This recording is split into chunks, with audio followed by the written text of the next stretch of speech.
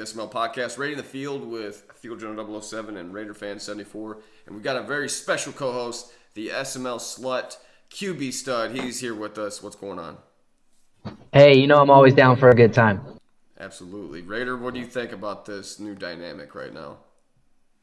Hey, sounds good. You said threesome. I said, okay. I should have asked more questions. Here we are. Yeah. So, first topic of the discussion. The algorithm has been against the Raiders all Madden long. Let's face it, the Raiders are not a team that's meant to win games. Somehow, Raider Fan has such a good user that he's won 3 games so far, 3 and 5. What's your guys' take on the Raiders season thus far? I think it's the opposite of what you said. The algorithm is cyclical, and they expect patterns where certain teams should get good again through rebuilding stages. Okay. And I rebuilt my team, made it great. I didn't have to Yes. be such a horrible user. I'm losing despite. But now the difference is the losses are my fault. Except for this last Broncos game, that definitely felt predetermined. But the most recent losses are definitely just me fucking sucking, rather than it being no matter how good I did, I was going to lose. So just to show how dead on Raider is, in his first 5 games, I believe it's first 5 games, four games. Sorry, the first half of this season so far, first quarter of the season, he threw 5 interceptions. The second quarter, the last 4 games, he's thrown 17, and that's where he's had this downward spiral. So I think if he just took control and didn't let the mistakes ramp up, he'd be exactly where he was at the beginning of the season. I don't consider the mistake. I think I have too much faith in the game, and that is a mistake. A lot of those picks are plays where the wide receiver has great separation, and in my mind, I am throwing it over that fucking defender's head, and the defender jumps up there and catches it, and either I'm hitting it too hard and it's not touch passing, or touch passing isn't as effective as I consider it in my head. Whatever it is all my fault, but god dang it, they should be catches. This is SML First Take. It's our version of First Take. Now, we're going to let QB Stud, real quick, just a quick retort. You got anything for that or not? Any closing statements on that argument? I actually completely agree with that last part. I do the same thing. You make reads that I played quarterback in high school. You make certain reads and expect people to behave like humans, but instead it's a video game and they punish you for it. Really was bad for me because I watched lots of your film, and you were dropping those.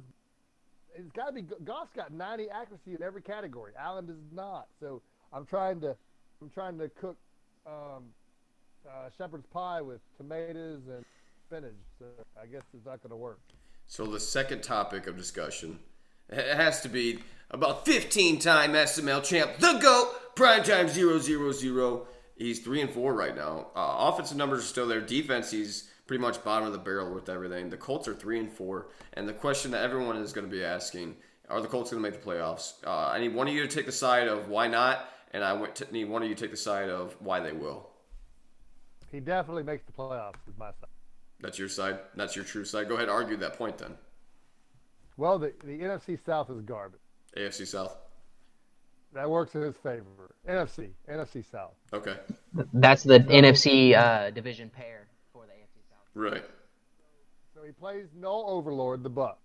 Yeah. Now, Bucks can beat anybody. Noel can beat anybody any given day, but Prime is in playoff mode. And so this game could go, this is as 50-50 as it gets. Noel could take Prime out, and that would be a big blow for Prime. But I see Prime winning. Prime's beat Noel before. Then he's got you again, and he just beat Circle you win. pretty handedly. And unless you pull something out, he's got. I'm not pulling anything He's out. confident in his head. If this game was a girl, it'd be pregnant. I'm not pulling out. He's got ZZ. He's got ZZ. That's and a win. ZZ can beat him, but ZZ hasn't been ZZ this season. Tight. Anybody think that Tiny's going to beat him? No. Then you got NYT. NYT could beat him. And because NYT I have his might first, I can see him do it. Dump. I hope and he does. even the Reaper could take him week 17. And Noel. I mean, he could possibly lose any of the games other than me, ZZ, and Tiny. I see him winning every game except for the dump. Dump's really got his number, and I think Dump, with the play style he's playing, it is difficult to beat. QB, even though you're probably on the side of Prime making the playoffs, can you make me a case why he wouldn't make the playoffs? Sure can. So in the remainder of the season, he's got Noel, Field, NYT, Mike, Dump, and Rowan. Those are 6 pretty difficult games, and from those 6, I put the over/under on number of losses at 2.5. So even let's just look at the under of it and say he only loses 2 of those 6. That then puts him at 10-6 on the season at the end of the year. Last year, if I'm not mistaken, 10-6 in the AFC was not good enough to guarantee even that 6th seed. So he could be even with double-digit wins on the outside looking in.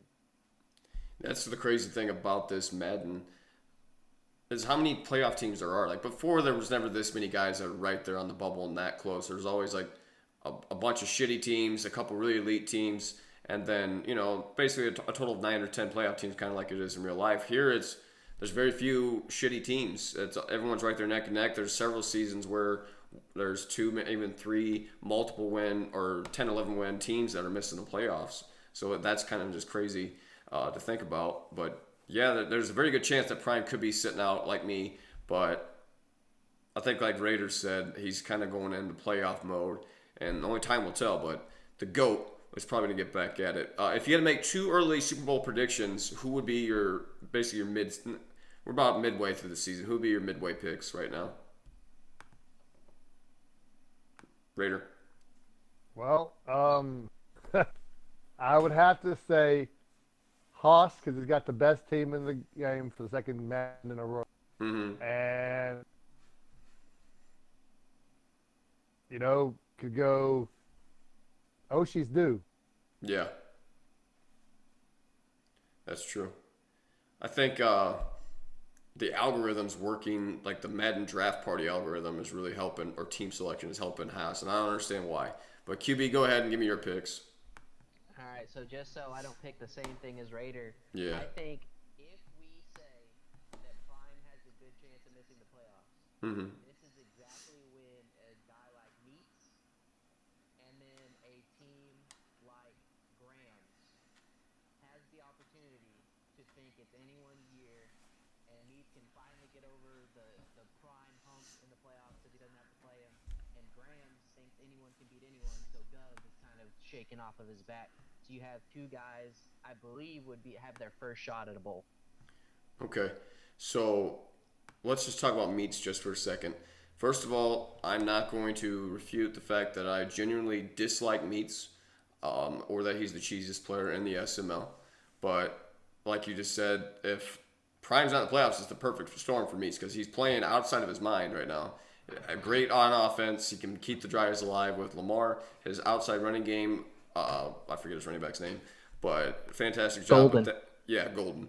Thank you. He's able to stretch the field with Brown, and he's playing within the confines of this year's game, and he's mastered it somewhat better than anyone else in the league, quite frankly. So I like that pick if Prime's out, but only time. Yeah, and maybe later on in the show or next time you have me on, we can talk about cheesiest players. But believe it or not, I wouldn't have Meats even in the top 2 or 3 of that list. No, I was just poking fun at Meats just because I don't like Meats. And if you put Meats in one of those apps that ages your picture, Yeah. He's you in 7 years. Yeah. Possibly he could be. You just never know. Same bone structure, same forehead, same jawline. I like how you study me that much. I got a fan and Raider fan. I like it. Let's talk about just kind of right now some division leaders. The Buffalo Bills are 7-1. The Patriots, whoever took over that team sucks. He's allowing Conk to run that division at 7-1. What do you think about that? I mean, I just mentioned it in the last time I talked, so I can throw that out there. But also, you just have it to where sometimes that algorithm that Raiders fan likes to talk about kind of takes over, and it leans you in a certain way. Are you actually a believer in the algorithm to an extent? No. I'm a believer in there's certain it's an animation-driven game. Yeah. You can do what you need to, kind of like Mr. Goat says, put yourself in the best possible chance to get good animations, but that's still just a percentage chance. You can still very easily, even doing the right thing, hit a 40% chance to have Right. something bad happen or to not stop something good for the other team to happen. And I think that just the way statistics work, you're going to have times where you can string together a bunch of lucky games and just win that animation battle. That's what's happening. Well, what I think it is, algorithm, all that stuff. I like to give a hard time there. Grams, I think, touched on it once, and it really made sense to me. But I think for the internet connection thing, Yeah. I think if you have like a crappier internet connection, or if there's just not a good communication between the two servers, Mm-hmm. the two locations, I think it fills in the blanks. It does play a role. And there's a lot of things that should not be happening to me that the other guy gets some garbage crap. I mean, I truly believe defenders catch better than my receivers and run better routes than my receivers. I can show you specific plays about that just from my last game. These game updates have totally changed in ways broke this game. I don't mean to cut you off, but I am going to. It's okay. I ran. You try to throw a post pattern, and in real life, the DB doesn't actually know where that ball is going. He's not going to be able to horizontally strafe over to cover that post route. 9 times out of 10, he's behind the receiver. Even if he's able to defend it, it's because he's able to knock it down from behind, bat it away. He's not just going to time and time again get that awesome interception animation from behind, where he's all of a sudden just able to ghost. I throw the damn ball because the receiver has the DB beat, not because hey, fuck it, let's just see if we can make it happen. I'm Tom Brady, but what you're not accounting for there, Field, is that's only true with corners. What a couple of the guys in this league have figured out is if they put their fastest guy in the slot and have him run a post route, the safeties are dog shit, and they cannot handle post routes in this game. So they just constantly abuse that 4 or 5 times a game, and it's an easy touchdown at least half the time. Yeah, I guess it depends on the type of defender you're going against, too. Like, I can defend the post route pretty well most of the time, unless I get stupid and they get me on play action, I bite on that. But like you said, it's the AI for the safety is garbage. I don't know if we need to adjusting the sliders or what, if we're just going to say it's a lost cause for this cycle. But I guess we'll go ahead and move on from that for now. What do you think about the AFC West with Haas at 6-1, Broncos 5-3? I mean, do you see any major change up there, or do you think the Chiefs are going to go ahead and win this division? Chiefs got it. Blunt's having a bad down year. Broncos, unless he plays me every week, right? He's got it. What do you think? Quarterback stud? I think Haas already has a pretty good handle. I think the AFC West, outside of Raider and Broncos, has actually been doing fairly well. I did have the chance to play him earlier in the year. I mean, he's a pretty good guy. It's just one of those deals where just looking at his schedule, how he performs versus good teams and how he performs versus other teams, there's a vast difference. So that moves on, and I already know how. I think we already talked about the AFC South. It's pretty much, you look at it, if Prime's going to make a run at it, if Dump's going to drop some games, go ahead and skip the AFC South. NFC East, we got a pretty tight race yet again with Grams at 6-1 and Gov at 5-2. Who do you guys got taking the trophy there? I'll start with Raider. I would like to see Grams have a good year. Gov seems like this isn't his Madden right now. Right. Go ahead, Stud. Yeah, so there's actually only a 1-game difference in between the two. Right. The NFC East actually has a very tough schedule. So normally Grams is one where he does excellent against teams he needs to beat. So he is a very, very good in the regular season. Gov, on the other hand, I don't know what it is. He just seems like he sleepwalks a lot of those games. He still won them this so far. But that being said, his early schedule was pretty soft, and now he's got a tougher road coming ahead the second part of the season. I see Grams taking the NFC East. Sometimes we come out soft out the gate and things get hard, and then we just make things happen when things get hard.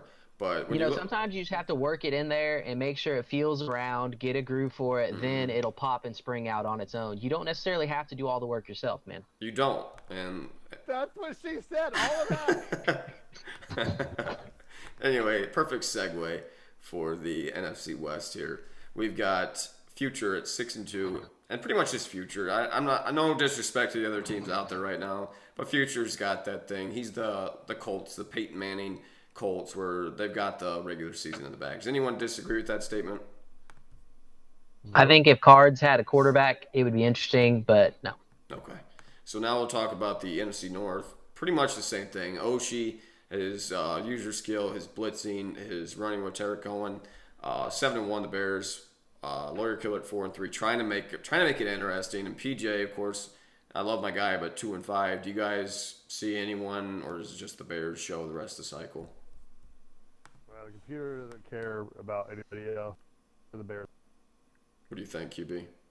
Yeah, I mean, Lawyer's actually been kind of disappointing. I picked him Prime and I at the beginning of the year before the season started, picked him as a guy to watch, picked him as a bounce back player, but unfortunately he hasn't been showing that thus far. So that kind of leads us to the last division, the NFC South. And I talked to Mike on the show. He kind of talked about how he strategically tried to get away from some of these other guys and some of these top tier players like Prime and that way you can set yourself up for success at possibly winning your division. And the NFC South is the closest division.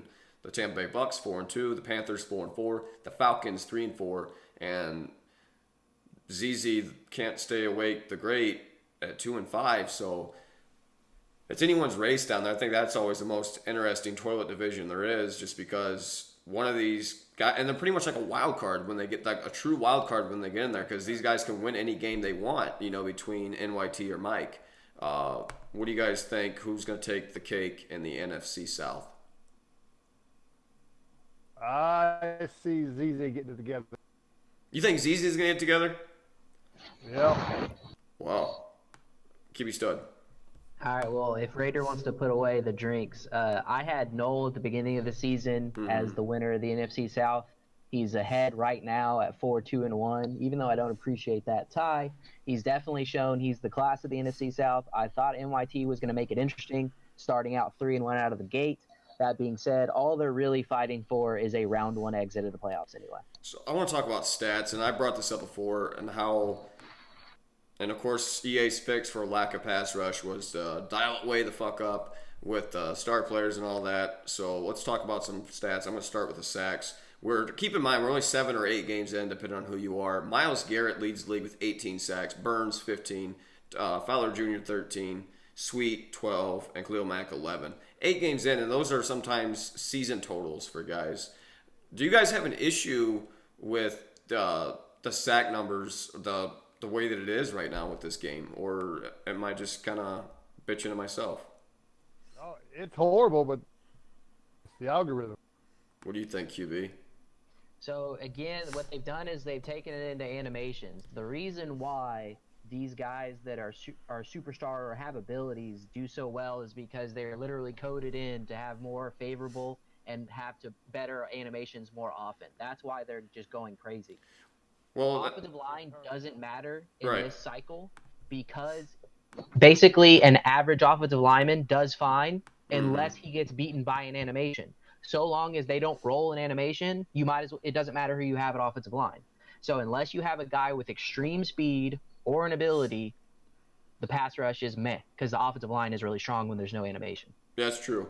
Let's talk about one real quick, and I made this point even way back to last cycle with some of my older podcasts. There was an article, and I like to bring it up just in case because there's new members and people that may not have saw the article. But basically, for people that don't know, the current game engine was designed for shooter games, and they're using it for Madden. And Madden itself is not a new version of Madden every year. They don't totally make a brand new game. They do what they call porting the game. They change various small elements here and there to improve the game, but they don't truly make a brand new game year in and year out. And you start seeing what they call legacy issues pop up, especially as they do these title updates. Like, fuck, you know what, we broke this, we tried to fix this, and then that brings out a legacy issue because of the clashing and the coding. Raider and I talked about it. I think we need to go to a subscription-based game. It's an annual game. they start rolling updates out. Maybe they update the game, not title update, but legit send out a large game update twice a year. Maybe it's once a year. And I think they need to just do away with title updates. If your game is that broken, wait, delay the launch. Wait until October to or late September to launch the game. I think that's what's causing a lot of these issues out the gate is they're rushing to put out this product.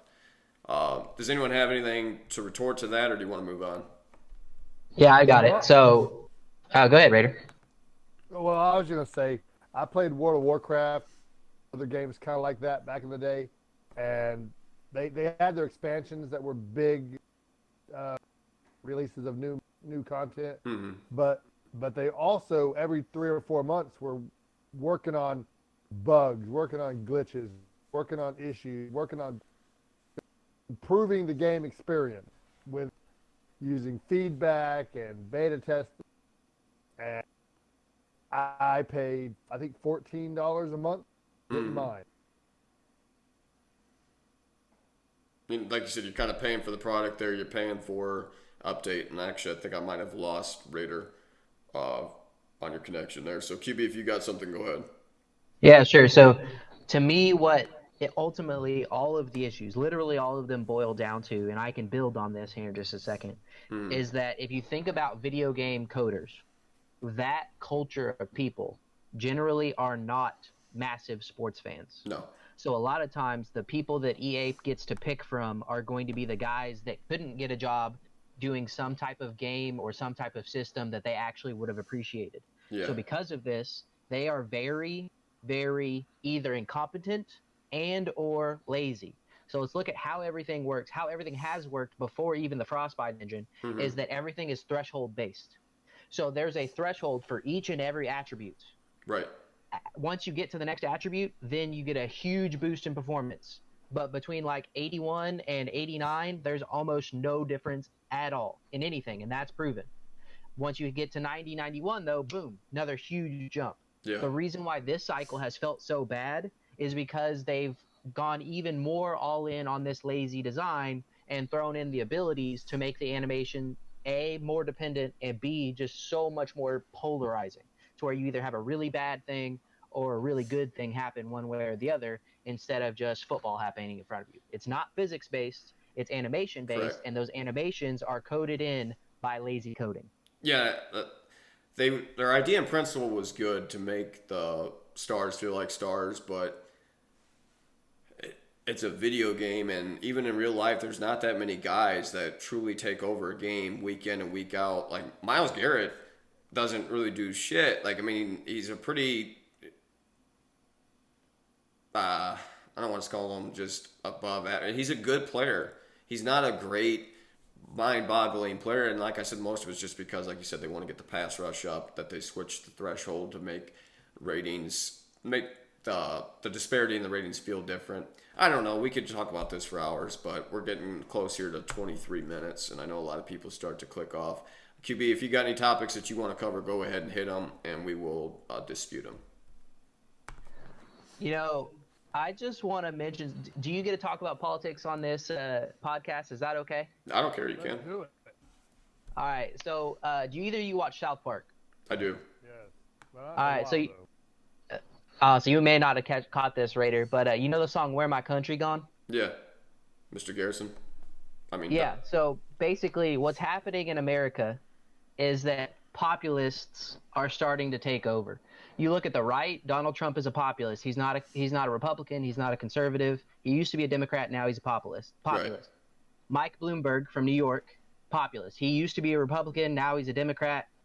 Regardless, he's a populist. And that's who they're trying to kind of prop up, although they had the debate last night, and I know the DNC establishment was trying to tear after him, and they're trying to take him down a couple of pegs. But right now, those are your two kind of candidates for leading the greatest country in this entire world.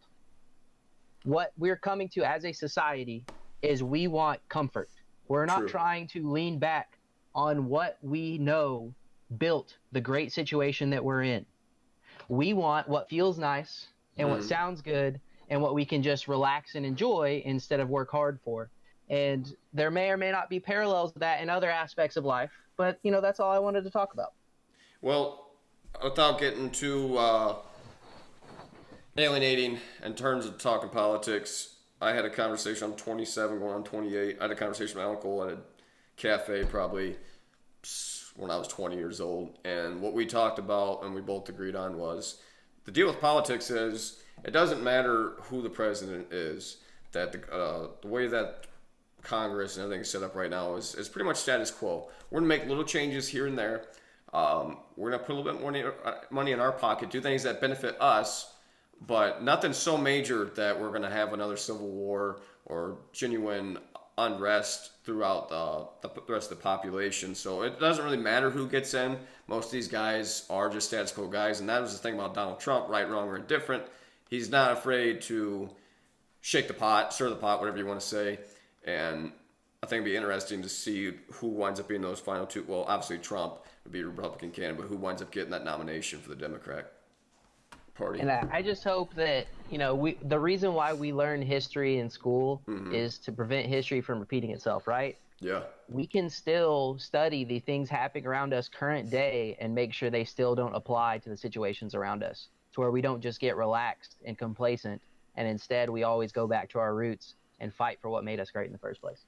Absolutely. Raider, you got anything to add, or are you just going to sit back and enjoy America? I like Trump. Hey, Raider is... Don't get me sticking wrong. with his opinion. So, a little background on me. This may get too politicsy for you. I was a never Trumper. I actually abstained from voting in 2016 because I thought they were both horrible options. That being said, he's been fine as a president. It's not like he's been great. He's been fine. Yeah, like I said, I'm not trying to sway anyone either way. I remember when I was in high school and Obama was getting elected, and the comments about him being the Antichrist and all these things and how America was doomed because of Obama. We went 8 years with Obama. Nothing really changed in your day-to-day life. Same thing with Trump. I'm just saying, Be careful.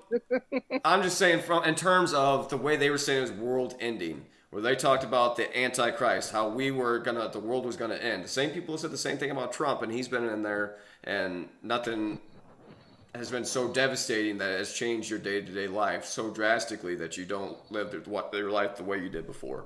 Is all I'm saying. Obama did the damage I expected, and Trump fixed the problems I expected him to fix.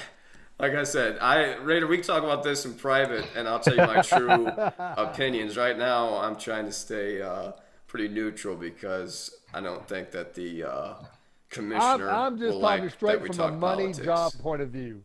I work in security, Yeah. and they don't pay good. Mm-hmm. It's an easy job for morons, and they are having trouble finding employees because good jobs are available. Yeah. But during the Obama time, I worked in grocery retail, and they were not paying squat, and we were constantly getting people in there because people couldn't find jobs, so they were desperate to work. And I saw it with my own eyes, and both administrations, we are back to a situation where people can get good jobs, and I think that's good. No, it's always good. It helps grow the economy, gives you more money to support your family, to live more comfortably. I'm not saying we all need to be millionaires, but it'd be nice if we all had enough money or just to be able to live more comfortably, not living paycheck to paycheck. And I think that's kind of everyone's goal. I'm sorry, Field. I thought I was pretty neutral on bringing up politics. I didn't mean to turn into anything partisan. I was just trying to use symbolism. That's all. That's right. So anyway, we'll finish this we're at going on 29 minutes right now. We'll bring it back to the SML.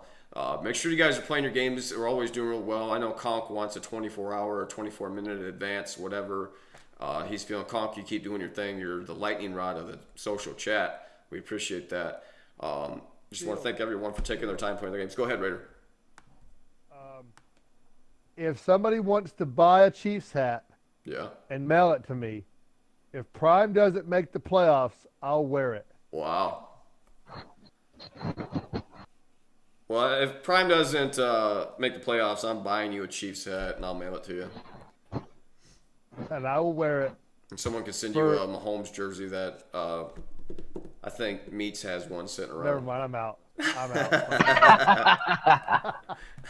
But anyway, I think it was kind of fun to get both you guys on, different perspectives. I think it's always a good idea to change things up. I hope everyone watching or anyone who watched the 8 of you that tuned in tonight. I hope you guys enjoy the show. Make sure if you're joining or tuning in for the first time, check us out, daddyleagues.com/SML, simmaddenleague.com. We've got podcasts on YouTube. They've got them, I think, Spotify and all over the place. It's a great league. We're trying to stay live. We're trying to grow the brand. They've got the primer. I think there may be some spots open there as well, so check that out. Be sure to apply today. That way you can get it in on this. Make sure you tweet your tweets. Tag @SimMaddenLeague. You guys have a great night.